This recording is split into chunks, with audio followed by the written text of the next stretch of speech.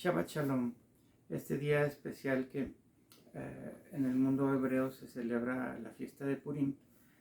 Quiero hacer una reflexión y me basaré en el Nuevo Testamento, en el libro de Juan, el Evangelio de Juan, capítulo 8. Es una historia conocidísima. Comenzaremos en el versículo 3, donde dice: entonces los escribas y los fariseos le traen una mujer tomada en adulterio, y poniéndola en medio, dícenle: Maestro, esta mujer ha sido tomada en el mismo hecho de adulterio, y la ley de Moisés nos mandó a apedrear a las tales. Tú pues, ¿qué dices? Mas estos decían, tentándole para poder acusarle. Conocemos esa historia acerca de la mujer, ¿verdad? Y se preguntarán qué relación hay en esta escritura con estas fechas de Purim.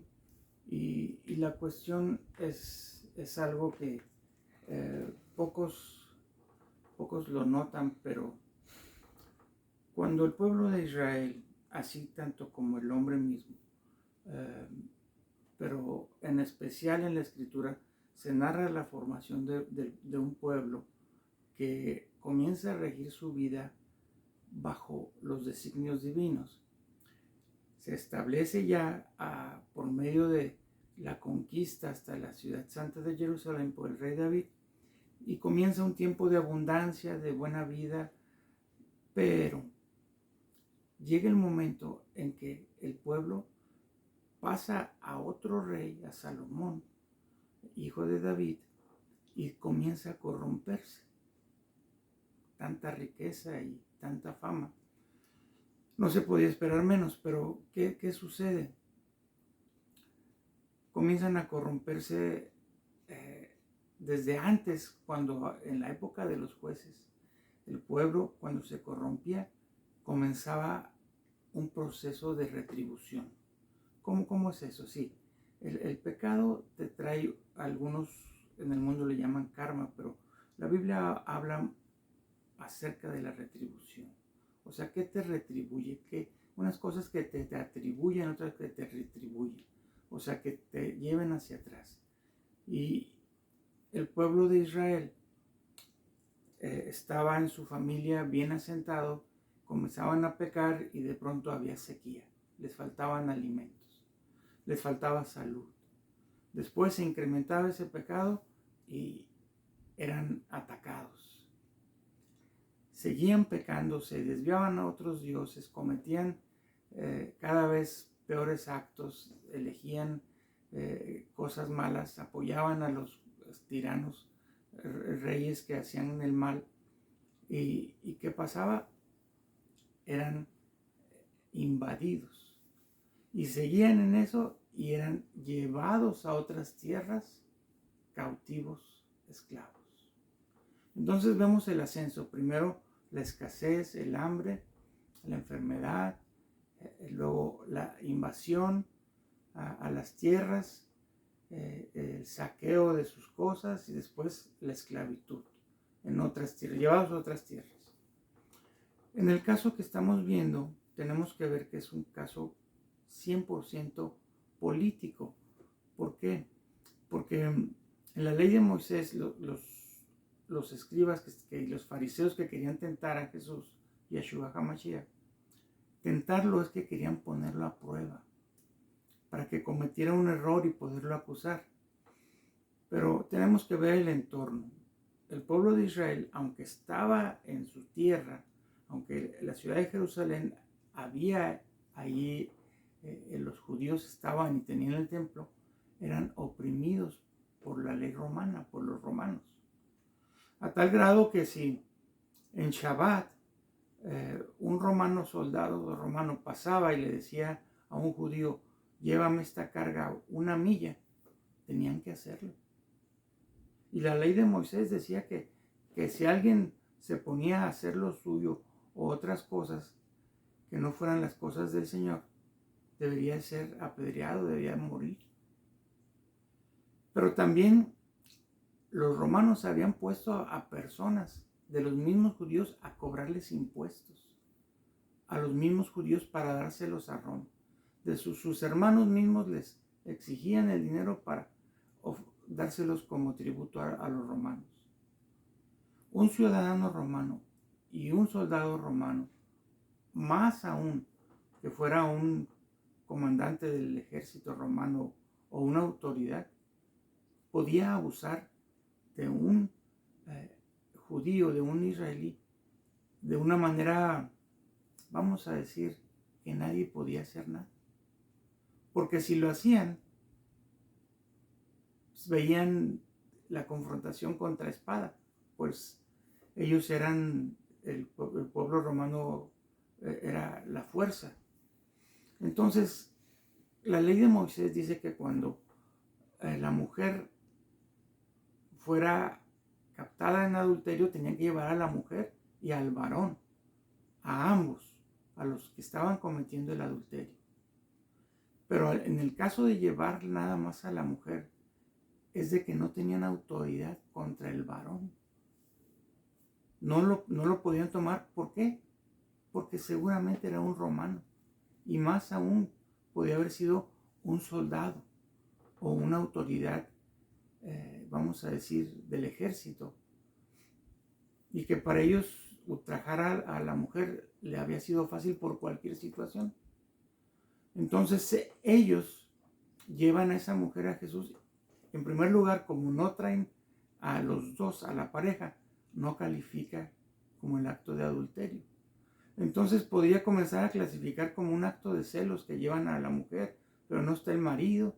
Entonces, en el libro de Números, en la ley de los celos, decía que debía llevarla y el sacerdote debía escribir todas las maldiciones y el agua santa y todo eso.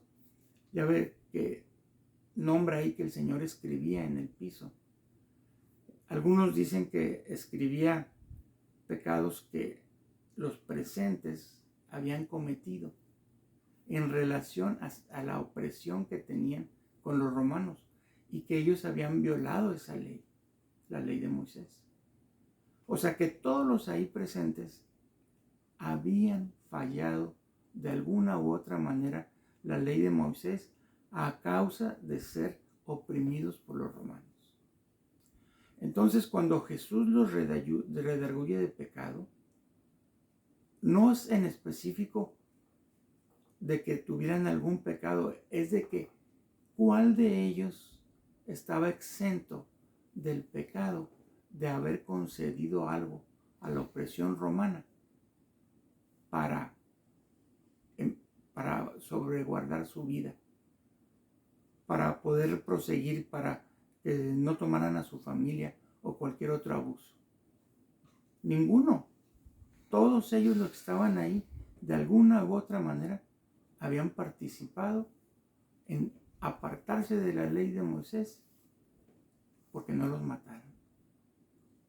Y ese, a mi parecer, era el caso de la mujer adúltera. Por eso el Señor les dijo, cuando los miró y los redarguyó, el que esté libre de pecado. Pero específicamente, Él les redarguye de ese pecado, de complacer al opresor por salvar su vida, de complacer al opresor por salvar a su familia, por salvar sus bienes, su casa o qué sé yo. Entonces todos ahí es donde se agachan y tiran las piedras y se van, porque todos de alguna manera habían participado en pecados a causa de la opresión. Entonces este movimiento de lo que es Purim, que es los decretos que se hacen en contra de los justos y que se levanta una ley que refuta esos decretos, son movimientos políticos que tienen que surgir, que tienen que salir adelante para no caer en esos pecados, en esos pecados de que o lo haces o tu vida está en juego. Entonces, esta sazón de Purim, que ya muchos lo saben, cuando el Señor cambia tu lamento en gozo, tiene que ver todo con lo que son las leyes políticas. Para eso hay que luchar de la manera correcta para tener gente en el gobierno que pueda emitir leyes correctas. Entonces, esta sazón de Purim, que es muy cercana a lo que es el nuevo año de la Pascua, es el final del año. Es con lo que termina, con los justos gobernando en Babilonia. Entonces, quiero que reflexionemos y que veas qué pasa en tu ciudad, que te involucres en qué pasa con tu congresista, con tu senador, con tu gobernador, aún mismo con las leyes que están actuando alrededor de tu distrito. Entonces, vemos que ese pecado al que se cae es cuando uno ya se deja de llevar. Por ejemplo, aquí en Estados Unidos, muchos estados están vamos a decir, pecando indirectamente porque de sus impuestos pagan abortos a mujeres, pagan cosas malas, pagan cosas que son pecado delante de Dios. Entonces, tenemos que tener cuidado y tenemos que, gracias a Dios por nuestro gobernador Greg Abbott, por el senador Ted Cruz aquí en Texas, de que hemos salido de esos pecados y que estamos luchando contra todo ello y que tenemos que la invasión esta que está llegando, recordemos, era que te roban, que te invaden. Esta es una invasión de personas incrédulas, aún personas malas. Pero, ¿qué es lo que está pasando? Retribución. ¿A qué? Al pecado de América. Aquí en Texas, aunque seguimos siendo la mayoría conservadores, las grandes ciudades, Houston, Dallas, Fort Worth, aquí San Antonio, El Paso, la mayoría son demócratas que apoyan las leyes perversas. Entonces tenemos que luchar contra esas personas, informándoles, haciéndoles ver cómo los llevará a la destrucción. Una de las cosas que estamos viviendo es las cuestiones de los niños en las escuelas. Mi hijo Samuel ahora va a entrar a high school y vamos a hacer la homeschool porque no es el ambiente seguro.